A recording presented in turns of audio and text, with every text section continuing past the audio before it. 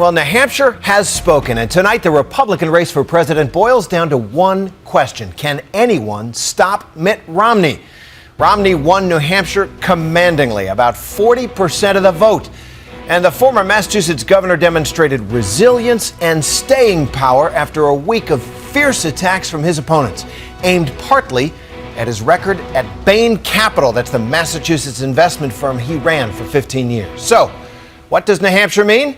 Here are ABC News election anchors Diane Sawyer and George Stephanopoulos.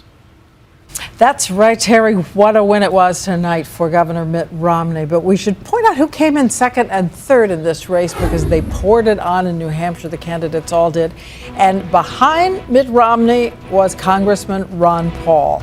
And behind him, Jon Huntsman, Governor Jon Huntsman, former ambassador to China as well, who in the last few days seemed to be surging, gaining some steam, but apparently just didn't have enough to take him into second place. Perhaps not enough time. There were some polls showing that he might come in second, but he couldn't get over Ron Paul. We're all learning a lot else also, Diane, from these exit polls. What voters were really focused on here was finding the candidate who could beat President Obama, and Mitt Romney won those voters overwhelmingly. That was really what drove him across the finish line here tonight. He also did quite well with voters who made up their minds a while ago.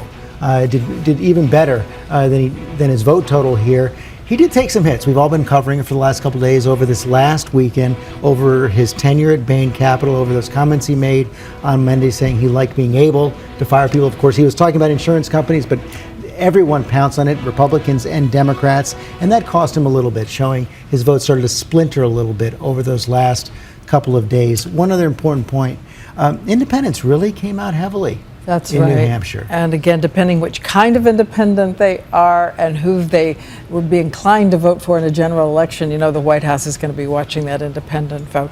But it was clear that Governor Romney thinks that this is the moment. This is the big moment for him. And tonight, he moved right away to turn and take on President Barack Obama, as if to say, this is it. Yes, we'll go. I've got this wrapped up. We got it wrapped up. Let's listen. President Obama wants to fundamentally transform America. We want to restore America to the founding principles that made this country great.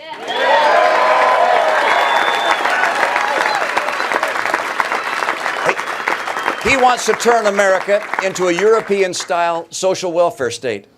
We want to ensure that we remain a free and prosperous land of opportunity.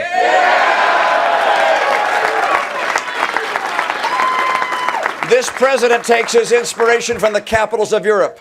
We look to the cities and towns across America for our inspiration. This president puts his faith in government. We put our faith in the American people. Diane, listen to that speech. That has the cadence of a convention speech, not a New Hampshire primary speech right there. It does, and you were saying that he's wading right into the center of what is expected to be a kind of duel. He's already seen it with his Republican rivals over his credentials with Bain Capital. Exactly, at Bain Capital as an investment banker, a venture capitalist. 90% of the speech tonight was about President Obama. That was the big focus of the speech. But he had two lines here which were a real warning to his Republican opponents. He said that President Obama wants to put free enterprise on trial, and in the last few days we've seen some desperate Republicans join forces with him. He is saying that they are doing the Democrats' dirty work. That's how he's going to push back in South Carolina. And we know they're already buying ads there in South Carolina. Newt Gingrich and the team are buying ads there as well to try to take him on this one last time. But we have to point out, Terry, you may have heard from David Muir earlier that the family went to Mission Impossible today. He took the whole family to the movie today, as if to say, let's vault over the impossible and on to South Carolina. Terry?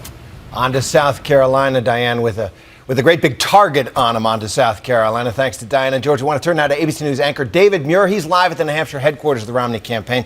David, Mitt Romney bought a house in New Hampshire. He was running there in 2008. He ran there this year. And finally, tonight, victory. Must be awful sweet for him.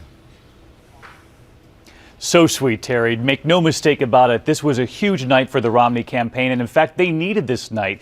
They had that win in Iowa, that sliver-thin win of 8 votes. And then they came to New Hampshire next, where they were ahead in the polls. But as you mentioned, Terry, he was the governor of Massachusetts. This is his backyard here in New Hampshire. They had a summer home here where they helped raise those 5 boys you saw on the stage there behind Governor Romney with his wife, Ann. And so there was a huge expectation that he would do really well here. But you also saw what happened the last 24 hours. The campaign telling me that it was the, quote, frenzy of being the front runner. But he had some ill-chosen words, and you heard George and Diane mention it there when he said, "I like being able to fire people." Of course, he was talking about health insurance companies and Americans having the right to get rid of those companies if they're not doing well enough.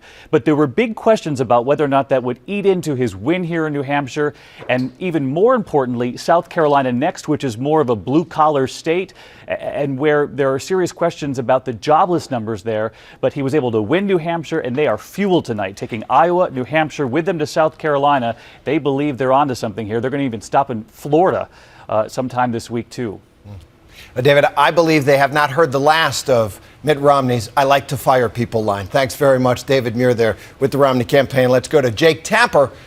He is live at the headquarters of Rick Santorum, who battled for 4th. Jake, I'd like you to put on your hat as our senior ABC News White House correspondent. You could hear Mitt Romney in his acceptance, I'm jumping the gun here, in his victory speech. They're targeting Barack Obama, saying, "I'm running against this guy," claiming the mantle of the Republican frontrunner. So what does the White House hear? What do they think about him?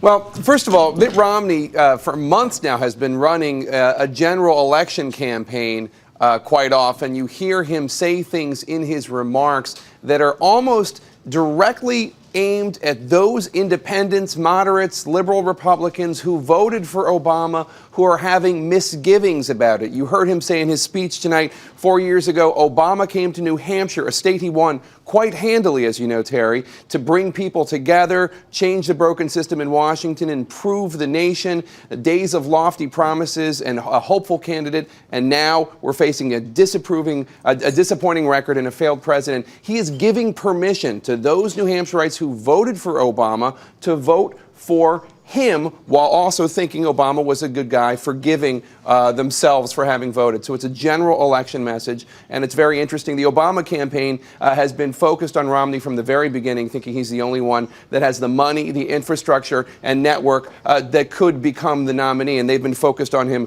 from the very beginning, Terry. And for all the bumps the Romney campaign might have had, they have run a very successful campaign so far. Jake, thanks very much at Santorum's headquarters. Let's go to John Carl, senior political correspondent. He's live at the campaign headquarters of third-place finisher Jon Huntsman. So, Jon Huntsman spent 6 months in Iowa. I heard somebody say tonight, at that rate, it'll take him 25 years to win all 50 states. Yeah, but of course you don't need to win 50 states to get the nomination, Terry, so maybe he could do this in 10 or 15 years.